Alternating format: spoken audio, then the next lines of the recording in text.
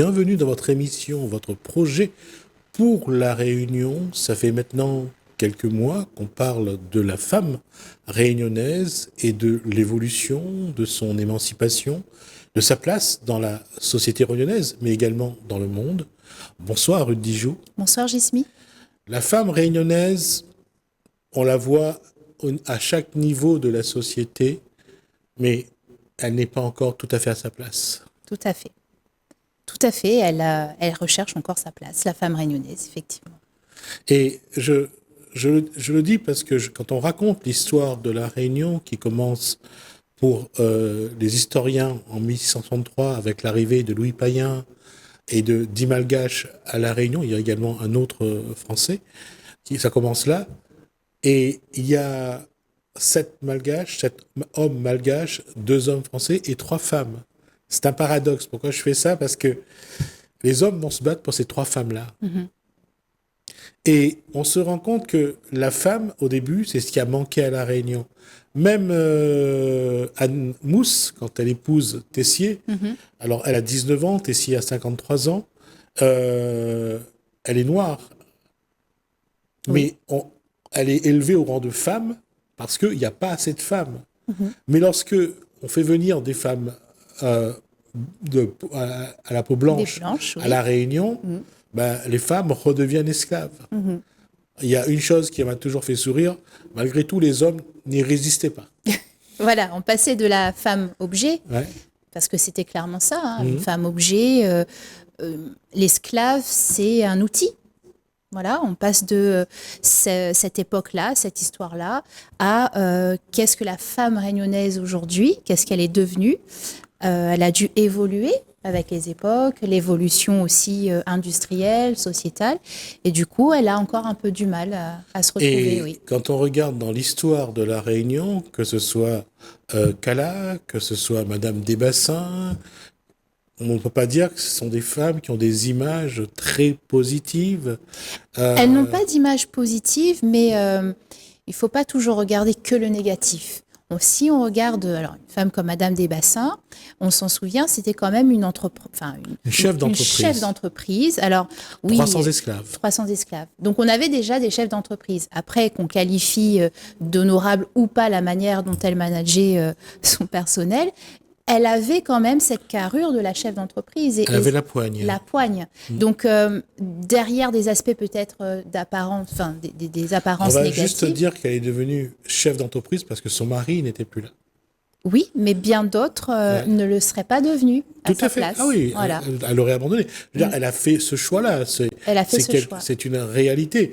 Et quand on regarde dans l'histoire du monde, que ce soit Cléopâtre, que ce soit la reine Médicis, que ce soit la reine Victoria, ces femmes-là ont été quelque part des instruments de l'histoire pour montrer que la femme, elle sait faire. Elle sait faire. Il y a une puissance chez la femme qui est là, qui la transcende et qui fait que même si on ne lui donne pas nécessairement sa place, elle saura à un moment donné la prendre.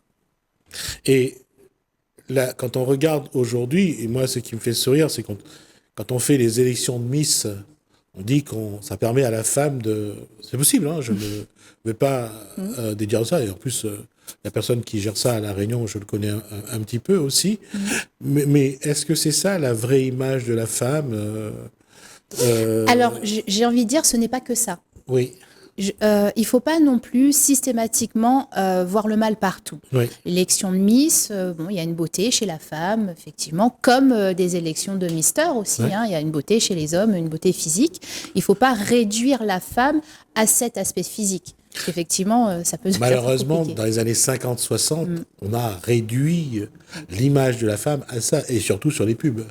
Oui, et puis ça dure. C'est-à-dire que même en politique maintenant, pour faire la petite parenthèse, la question physique, elle est plus intéressante quand il s'agit d'une femme que d'un homme. Et je reviendrai toujours à cette image de Marilyn Monroe chantant Happy Birthday to You à John Fitzgerald Kennedy. L'image de la femme, elle n'est pas franchement positive. Et c'est pour ça que je dis aujourd'hui, avec toute l'histoire de la Réunion, l'histoire de l'esclavage, de l'engagisme, la place que les femmes, et pour avoir fait ma généalogie, les femmes étaient souvent seules avec les enfants. Oui. Et c'est quand même les femmes qui ont porté la construction de cette société réunionnaise. Oui, et puis c'était important qu'elle le fasse. C'est important qu'il y ait une femme, une maman, une épouse et une femme qui transmettent. La transmission intergénérationnelle passe prioritairement par la mère, puisqu'elle porte l'enfant et puis elle l'accompagne vers l'âge adulte.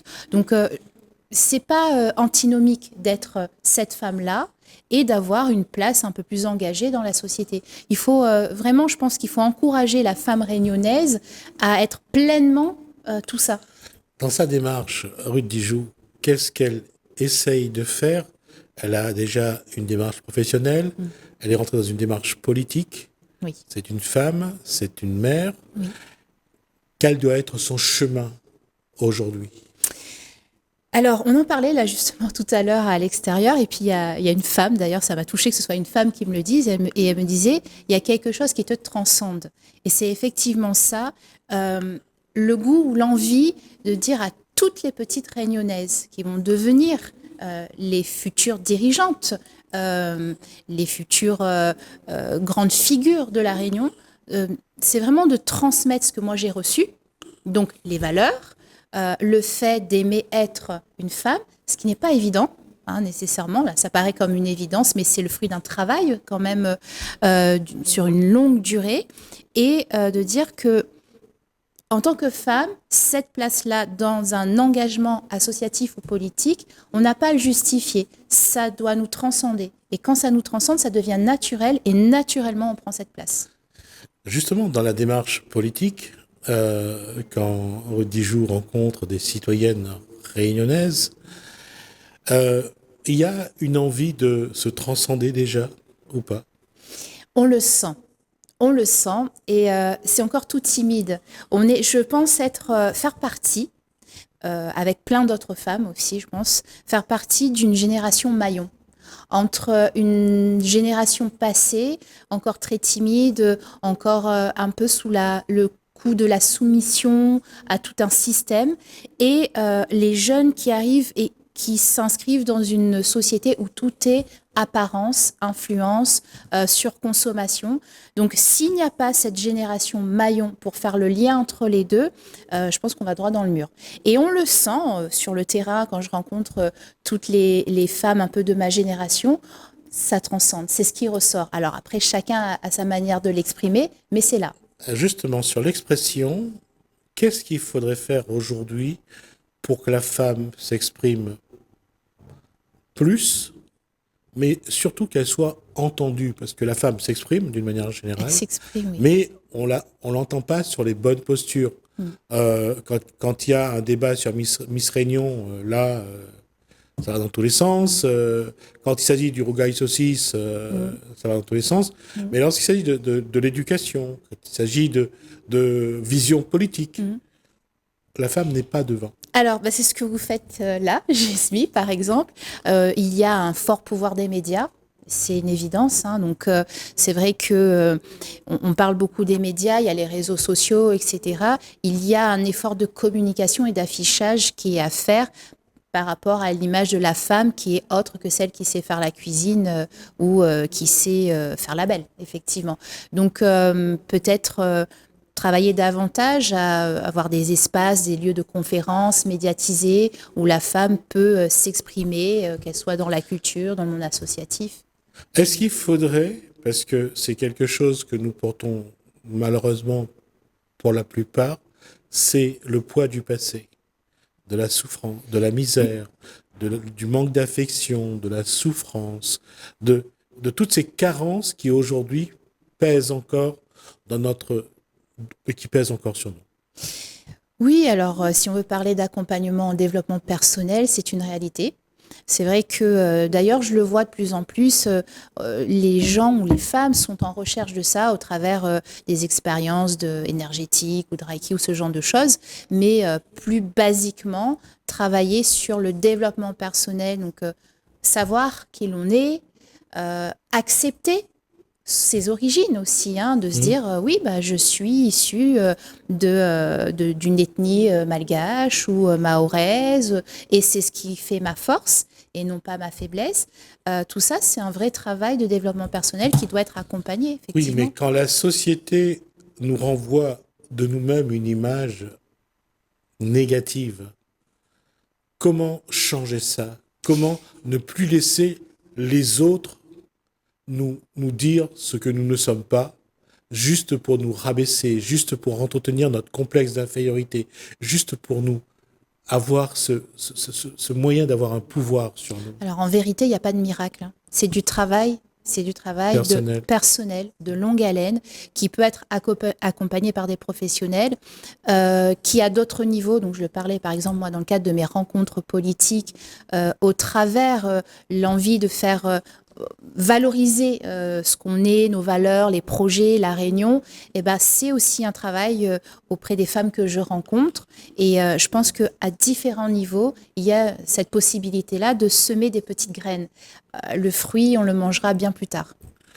La question de semer des petites graines, c'est que notre société a évolué, nous avons abandonné un petit peu. Enfin, un petit peu, pour certains, ils ont tout abandonné. La terre, le travail de la terre, le travail tout simplement. Pour beaucoup, ils sont aujourd'hui installés dans des appartes et ils n'ont plus accès à un bout de terre. Ils sont formatés différemment. Et comment faire pour que, malgré tout ça, malgré tout ce contexte, le Réunionnais garde un contact avec la nature, un contact avec la tradition de ses ancêtres. Comment faire pour que on ne se perd pas, on ne perd pas notre identité réunionnaise? Alors pour le coup, moi je vais trouver la solution de mon registre d'intervention qui est un projet politique. Clairement, c'est que on a des politiques aujourd'hui. Alors peut-être que certains y reviennent, hein, mais pendant des années, on a eu des politiques qui étaient davantage favorables au développement économique, ce qui n'est pas nécessairement une erreur, puisque on a des privilèges aujourd'hui que d'autres pays n'ont pas, mais au détriment du maintien de ces valeurs-là, du savoir-faire. Et oui, c'est vraiment d'un point de vue politique, je pense, qu'on peut tenter de pallier ce qui manque aujourd'hui. Les générations continuent à s'inscrire dans le temps. Et plus ça va, plus le cadre change, plus les visions sont différentes. Aujourd'hui, l'évolution veut faire de la Réunion une société moderne, coupée un peu de ses traditions, de ses racines.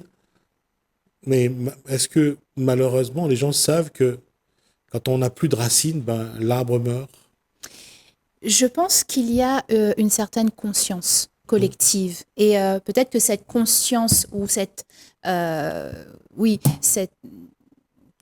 va dire ce sentiment, cette intuition. Il y a une intuition que quelque chose ne va pas, que quelque chose manque. Il y a une intuition de se perdre. Alors, elle est peut-être pas réellement consciente, elle est peut-être pas bien exprimée, et c'est l'effort des politiques, c'est l'effort des présidents d'associations, enfin tous ceux qui sont engagés vers l'intérêt collectif, de mettre le doigt sur le point qui ne va pas et de dire attention, là on se perd, attention, ici il faut agir.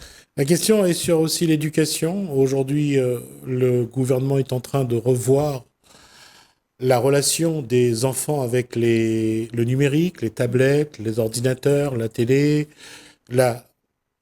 Bon, je pense pas que ce soit dans un but de bienveillance, mais malheureusement, c'est toujours pour le contrôle. Mais là, malgré tout, comment les parents réunionnais doivent s'y prendre pour que l'enfant garde un contact avec la nature, garde un contact avec son environnement, garde un contact avec lui-même déjà? Ça demande beaucoup de courage. Dans une société dans laquelle on passe notre journée à nous dire qu'il faut être sur les réseaux, où tout est accessible et qu'un enfant a l'impression que s'il n'a pas de téléphone, il peut pas être intégré, il n'est pas comme les autres, eh ben, c'est du courage de dire à son enfant non, cette fois-ci, t'arrêtes les écrans, tu vas les lire ou alors tu viens avec moi, on va planter des herbes, etc., etc. Et très sincèrement, en tant que maman moi-même, je peux dire que c'est parfois épuisant. Ouais. Et du coup, on aurait tendance à vouloir, comme on dit, lâcher l'affaire et de dire on cède. Mais non, il ne faut pas céder. Il ne faut vraiment pas céder. Et on a aussi alors cette grosse problématique. Je parle de problématique en parlant de l'éducation positive parce que de la même manière, on est dans une société où on fait un enfant roi, où on apprend, alors c'est très bien, on apprend à mettre des mots sur les émotions, on apprend à les écouter, mais par contre, vu qu'on est des parents qui n'étions pas habitués à ça, bah, du coup, on en fait quoi maintenant de tout ça? Et c'est là où, oui, il faut se faire accompagner, il faut résister, mais c'est compliqué, c'est très compliqué parce qu'on n'a pas été nous-mêmes préparés à ça. Il y a eu un développement économique et une modernisation de l'île tellement rapide. On passe d'une génération de moi, mes grands-parents, mon grand-père, qui ne savait pas lire, à moi qui ai écrit un bouquin, un grand-père qui plantait, et moi aujourd'hui, bon ça va, je sais planter parce que j'ai souhaité le faire et je force mes enfants à le faire, mais ce qui était naturel ne l'est plus. Ça nous demande de l'effort. Et c'est là où il faut vraiment qu'on soit vigilant et qu'on réagisse. Et surtout, j'allais dire, les parents d'aujourd'hui doivent aussi faire d'autres efforts qu'il n'y avait pas avant à faire. Avant, c'était naturel d'aller dans le jardin, de planter, de nettoyer, de gratter, de couper le gazon avec un sécateur. Aujourd'hui, il n'y a plus de cours, il n'y a plus de gazon, il n'y a plus de terre, il n'y a plus de... À la rigueur, ces parents-là, je peux comprendre qu'il est difficile pour eux, à ce moment-là, de trouver un cadre. Mais ça va leur demander encore plus d'efforts, encore pour aller chercher, aller dans un jardin partagé. Un jardin partagé, ou d'aller prendre des petits pots à mettre sur la terrasse. Tout à fait. Effectivement. Et mais malgré tout, il faut faire cet effort-là parce que il faut pas se perdre en route. C'est ça. Et il faut se battre. Et se battre, c'est pas nécessairement de grandes causes. Je le dis souvent, ça sert à rien de se mettre la barre trop haute parce que on a l'impression qu'elle sera jamais atteignable, donc du coup on fait rien. Alors que de la mettre vraiment à sa juste valeur, à son juste niveau, et ben oui, c'est par exemple, c'est aller acheter des pots de fleurs. Et je disais que à l'école, on me disait prenez un pot de yaourt, vide bien sûr, mettez du coton, mettez un grain de haricot dedans.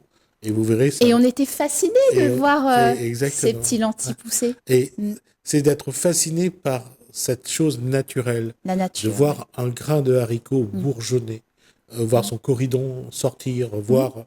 C'est quelque chose qu'il n'y a plus aujourd'hui. Les gens se fascinent pour les jeux vidéo. Les gens pour TikTok, oui. Voilà. Je ne suis pas contre, hein, attention. Non, c'est une question d'équilibre. Mais c'est bien de partager, de faire un peu de tout, quoi. C'est une question d'équilibre. On passe d'un extrême à l'autre et le prochain challenge, c'est l'équilibre. Et cet équilibre-là, c'est dans le temps. Et se trouve aussi dans le temps, parce que la femme, heureusement ou malheureusement, lorsqu'elle travaille, lorsqu'elle a un enfant, deux enfants, lorsqu'elle est dans une situation de monoparentalité, bah, c'est un vrai challenge à relever aussi. Hein. Oui. Et puis, le contexte familial, il joue aussi. Enfin, il est pour quelque chose. À l'époque, on avait les papis, les mamies, les tatis qui pouvaient un petit peu aider. Et puis, de plus en plus, on assiste à une dislocation de la famille, à un individualisme. Les grands-parents sont mis dans des établissements, dans des institutions pour personnes âgées. Et puis, on vieillit de plus en plus difficilement aussi. Donc, on est fatigué. Donc, c'est vraiment tout un système qui pèse sur Et là, c'est ce qu'on peut voir aussi, c'est, j'allais dire, la femme prend une place de plus en plus importante. Elle élève souvent seule les enfants, elle travaille, mais ce qui est paradoxal, c'est que malgré tout, quand ça va pas, c'est elle qu'on critique, c'est elle qu'on accuse. L'homme garde toujours, j'allais dire... sa dignité. Il a le beau rôle. Tout à fait, il a le beau rôle. Mais alors c'est un beau rôle, tant mieux, mais je pense qu'il peut garder ce beau rôle si la femme arrive à avoir le sien et à accepter le sien.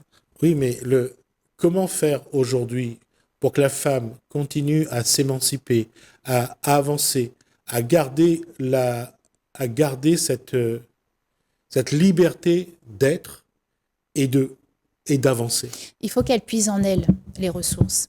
Je pense que d'être dans une situation d'attente, d'attendre que le système le permette ou que les conditions le permettent, c'est finalement ne jamais y parvenir. Alors que je suis persuadée qu'avec justement notre passé, d'où l'idée de la transmission intergénérationnelle, avec tout ce qu'on a reçu, on a les ressources en nous. Et j'invite vraiment toutes les femmes à se questionner, à s'interroger sur qu'est-ce que j'ai reçu de ma grand-mère, de ma mère, de ma grand-mère, qu'est-ce que l'esclavage par exemple, a pu finalement, on parle toujours en mal, du côté très négatif, mais là-dedans, qu'est-ce qu'il y a eu? Il y a eu de la résilience. Oui. Il y a eu tellement de puissance, de force, il fallait se battre. Et ben, ça, c'est en nous.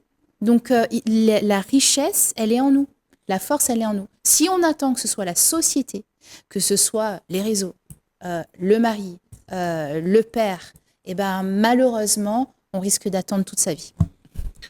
La question, Rudy Joux, c'est est-ce que la femme aujourd'hui doit, j'allais dire, imaginer un autre chemin? Parce que les images d'avant sont en train d'être effacées. Et la femme, la mère, la famille, et c'est quelque chose qu'il faut penser parce que malgré tout, quoi qu'il arrive, entre l'homme et la femme, dans un couple, la mère et le père, c'est la mère qui reste et c'est le père qui s'en va. Bien sûr.